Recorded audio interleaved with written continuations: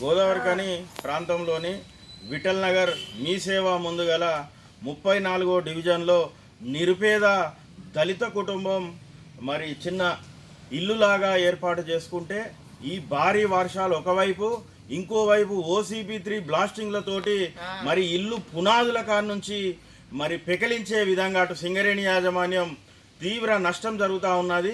రెక్కాడితే డొక్కాడని విధంగా ఈ నిరుపేద కుటుంబాలు పనికి వెళ్తేనే మరి వాళ్ళ బ్రతుకు తెరువు నడుస్తుంది తప్ప మరొకటి కాదు.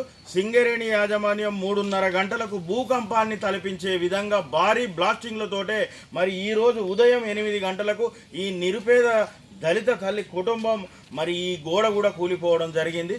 దురదృష్టం కొద్దీ మరి ఈ విధంగా జరిగితే బాధాకరం. ఏది ఏమైనప్పటి కొద్దీ మరి అది అదృష్టమా దురదృష్టమా ఇంకా ఎలాంటి ప్రాణ నష్టం జరగలేదు. యుద్ధ ప్రాతిపాదికన సింగరేణి యాజమాన్యం స్పందించవలసిన అవసరం ఉంది.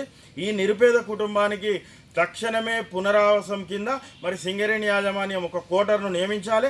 అదేవిధంగా ప్రభుత్వం కూడా సానుకూలంగా స్పందించాలి. సంబంధించినటువంటి MRO గారి దృష్టికి కూడా తీసుకెళ్లడం జరిగింది. గౌరవనీయులు రామగుండం శాసనసభ్యులు కూడా స్పందించి ఈ నిరుపేద కుటుంబానికి ఖచ్చితంగా డబుల్ బెడ్రూమ్ సంబంధించినటువంటి ఇల్లును ఏర్పాటు చేయాలని గౌరవ శాసనసభ్యులను కూడా మేము కోరుతా ఉన్నాం. అదేవిధంగా సింగరేణి C&MD బలరాం గారు కూడా ఇక్కడ ఈ ప్రాంతంలో ఎక్కువ శాతం దళితులే ఉన్నారు. చిన్న చితగా ఇండ్లు నిర్మించుకున్నారు. ఈ భారీ బ్లాస్టింగ్ల వల్ల ఇండ్లు బీటలు వారిపోవడం వల్ల ఇబ్బందులకు గురవుతూ ఉన్నారు. బలరాం గారు కూడా దీనిపై స్పందించవలసిన అవసరం ఉందని మేము దళిత హక్కుల పోరాట సమితి పక్షాన మేము యాజమాన్యాన్ని ప్రభుత్వాన్ని డిమాండ్ చేస్తూ ఉన్నాం.